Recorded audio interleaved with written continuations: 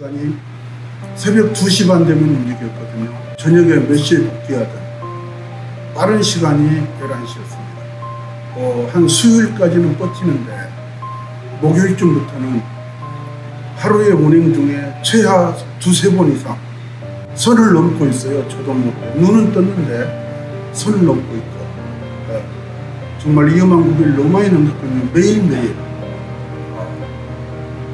한 수요일까지는 버티겠는데 목요일 정도 되면은 계단을 헛디뎠습니다.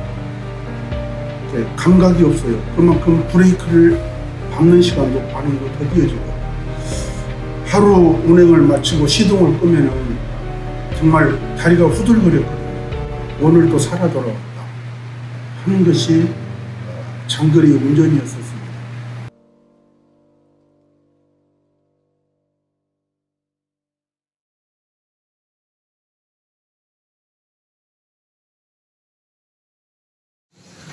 믿으실지 모르겠지만 운전하면서 막 이틀 3일 이렇게 잠을 거의 못 자고 일하다가 운전 중에 잠꼬대도 해본 적이 있고요, 꿈도 꿔본 적이 있고요, 그리고 도로에 있는 전광판이 살아서 움직이는 것도 본 적이 있습니다. 과적을 안 하면은 적자나는 그 정도 수준이었습니다. 그래서 너무 낮은 운임 때문에 과적을 할 수밖에 없었어요. 새벽에 나가서 오밤중 10시에 들어오고 그러면 집에 와가지고 또 자고 새벽 또 3시에 또 나가고 이런 것들을 한 6년 하다 보니 어느덧 저희 애들이 커가지고 있길래 제가 느낀 점이 이렇게 살아서는 안 되겠다. 아빠는 언제 쉬어? 그러면은 혹시 이번 주 며칠 날 쉬어? 라고 하면은 모르겠다. 그때 가봐야 안다 라는 말만 반복할 수밖에 없었습니다.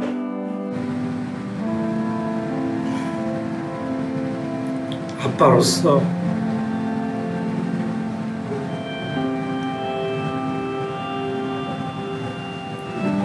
아빠로서 못했지.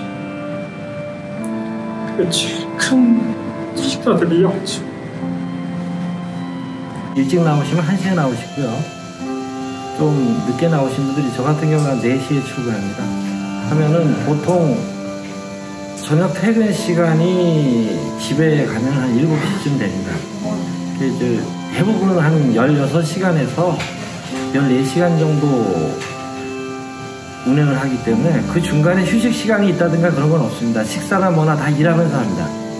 1년에 화물 노동자들의 이게 사고율이라든가 사망률이 굉장히 높습니다. 올해도 뭐 제가 소식 듣기로는 몇 명이 사망을 한 것으로 알고 있거든요. 사고가 나서. 그런 사고가 한 가정을 거의 2집 정도의 가정을 파괴합니다.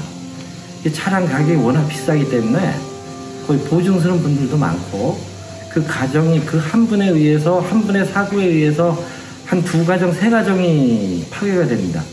그러니까 안전운인데 이전에는 너무 우리가 과연 어떻게 이렇게 살았을까 이런 생각을 지금은 많이 합니다.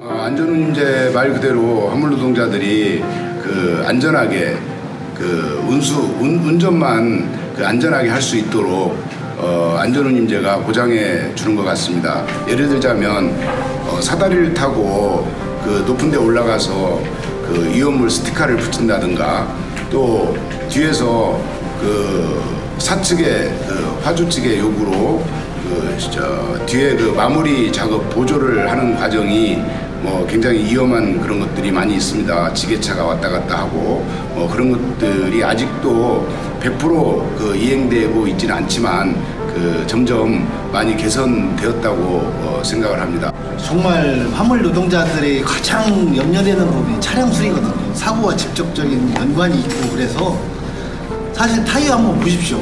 지금 그 전에 안전운임 하기 전에는 타이어 진짜 맨질맨질할 때까지 썼습니다. 그러나 지금은 그래도 조금 여유가 있다고 한 30%, 40% 남으면 교체도 가능합니다. 차량 수리 시간 날 때마다 할 수 있습니다. 그래서 그게 가장 좋습니다. 잠하고 차량 수리 그것만 제대로만 지켜준다면 고속도로 사고 난다는 거 많이 감수할 수 있을 것 같습니다. 안전함제가 이제 시행을 하니까 제 운반비가 좀 오르니까 부모노릇 또 남편 노릇 또 차를 정비를 해서 끌고 다니다 보니까는 이제 안전 데서 좀 마음이 편해졌다는 거. 그게 제일 큰 장점이거든요.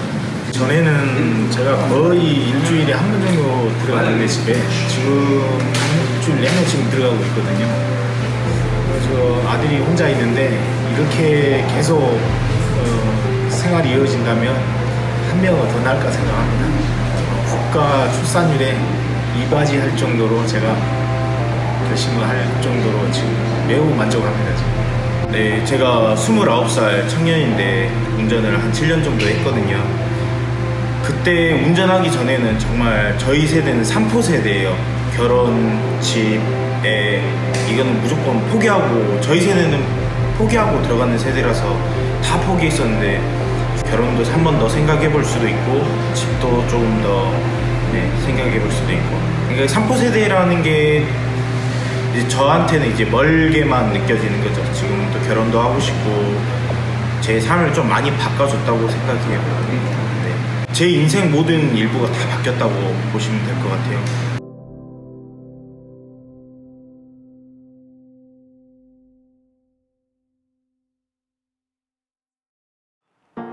사회적으로 절대적으로 필요한 산업이라고 하면 안정적인 생활을 할 수 있는 수익 구조를 만들어줘야죠. 이 사회가. 그거를 요구하는 게 안전운임이잖아요, 우리가. 그리고 또 이런 제도가 화물 노동자에게만 국한되는 게 아니고 또 화물 노동자와 같은 열악한 환경에서 일하고 있는 무수히 많은 노동자들이 있잖아요. 최소한 어떤 생활을 할 수 있는 대한민국 사회에서 부유하지는 않지만 그래도 최소한의 어떤 삶을 살아갈 수 있을 만큼의 소득이 보장되는 그런 제도이기 때문에 이게 절대적이지는 않다고 봐요. 안전운임이. 그렇듯이 안전운임제 역시도 이게 화물 노동자한테 국한되는 문제가 아니고 또 유사한 여러 형태의 이 부당하게 불합리한 제도 속에서 살아가고 있는 노동자들한테 적용될 수 있는 그런 제도라고 봐요. 안전운임이라는 게 법제화되면 모든 게 끝날 줄 알았거든. 근데 끝난 게 아니고 이제 시작이에요.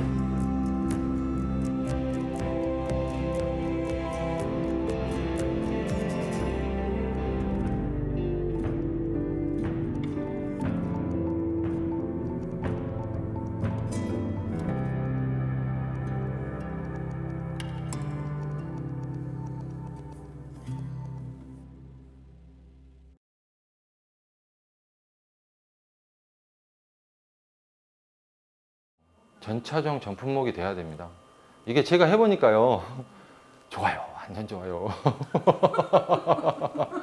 그러면 그 좋은 것을 컨테이너만 할 것이 아니라 BCT하고 컨테이너만 할 것이 아니라 카고도 철강도 다 해봐야 될 거 아닙니까? 그분들에게도 혜택이 돌아가야 되겠죠.